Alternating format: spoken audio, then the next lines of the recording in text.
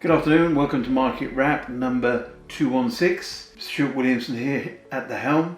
Now this week we're going to be talking about the interest rate cuts by the Bank of England and what effect it'll have on the UK economy and the UK housing market. But before we get to that, I noticed that 77% of the people who watch these videos are not subscribed. Now if you want to get our down-to-earth sort of common sense advice and over 30 years of experience in the marketplace, if you want to hear that every week, then please do subscribe. We try and keep it interesting, topical and bite-sized so it's simple to digest. So rates were cut to 5%.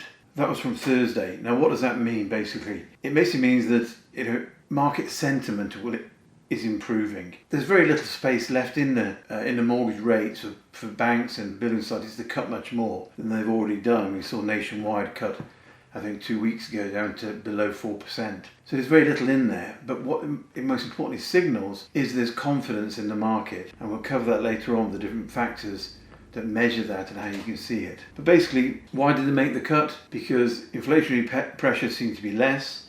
They're down at below or just at 2% for the second month running. Now they do say they expect that inflation rates will go back up again, probably to 2.75% over the coming year, before settling down at below to 1.75, 1.5 the year after that. And Andrew Bailey was very, very transparent and saying, and I'll quote because I think it's a great quote, he signalled caution over his future decisions.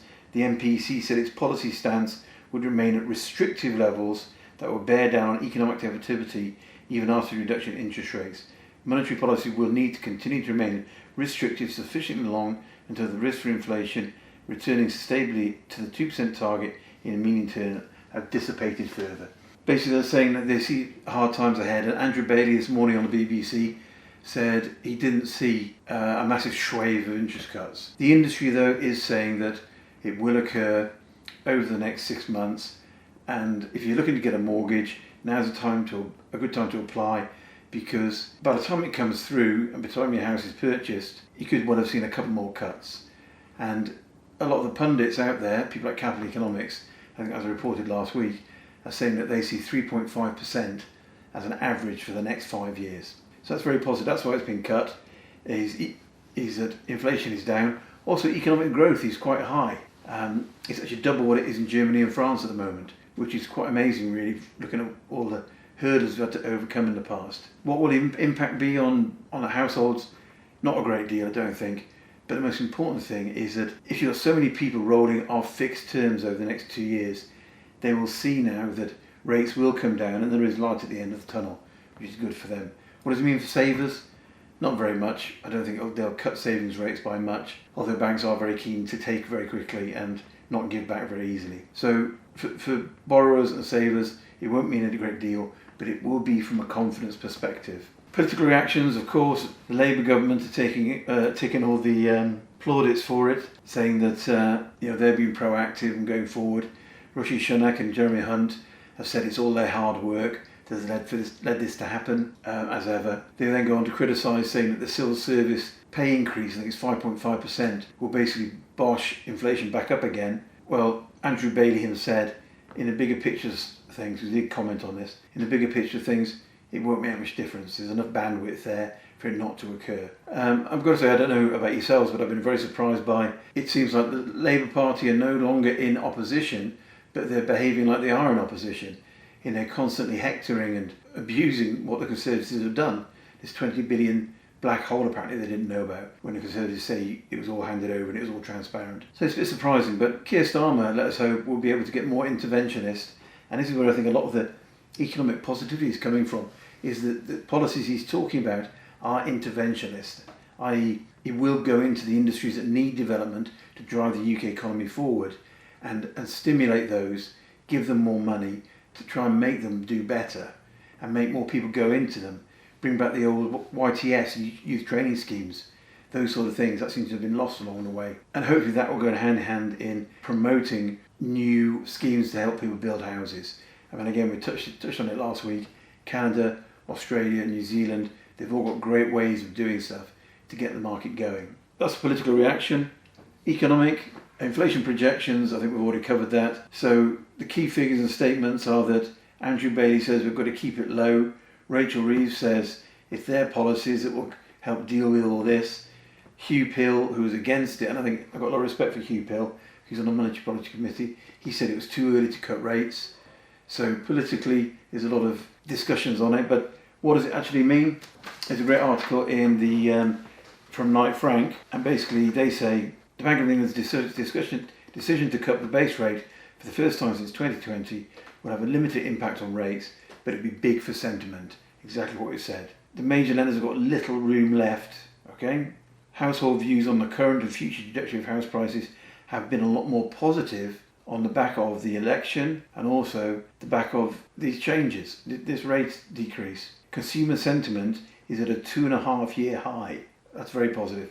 And Lloyd's barometer of business confidence is at an 8-year peak. So it's all about confidence in the market. If you feel confident, you'll go out and sell your house. You'll go out and buy a house. You'll think about moving in your job.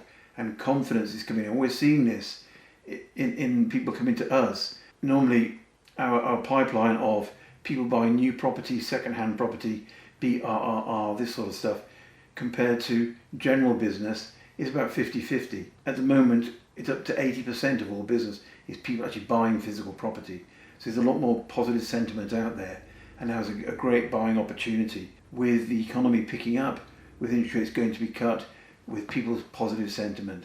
They go on in the report to say the bank's forecast looks very sluggish, but it really is all relative. The outlook is mercifully benign, at least for now. The period since the bank's last rate cut in 2020 has been unprecedented for property markets, upending long-held views about what property should cost, where it should be, and how it's used.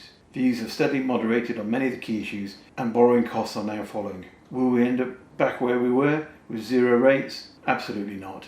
You need to have a realistic rate so people can make money on their money, and also it keeps the economy going. A sobering thought is for the average earner to buy a first-time buyer at the moment, it takes 37% of their wage. That is compared to 28% before COVID and 30% on an average. So it's still expensive out there, but there are still good places to buy property where you can make a good rental return and a good capital appreciation. It's just a case of watch out for extra costs. Quite a few times this week people have said to me, well, I shouldn't buy an apartment, should I? Because you've got ground rent, you've got service charges, all those things can be very high. Ground rent has gone, service charges can be high, but look what you're getting for it. As we move to more of a build to rent model, which I think we are, then service costs will go up because you're getting more facilities, and that will attract a better tenant. And you need to work out for yourself, what sort of tenant do you want? Do you want a tenant who's going to live in a three-bed terrace house in Warrington, Widnes, Rochdale? Sorry, I'm not being selectively racist or spacious or whatever the word might be. Or do you want to have ABC1 people who are going to rent in a city centre, working for one of the big banks or the insurance companies, that sort of stuff? You get what you buy. So there we go, that's it for this week. Thank you very much. Do hope you enjoyed it. Cheerio.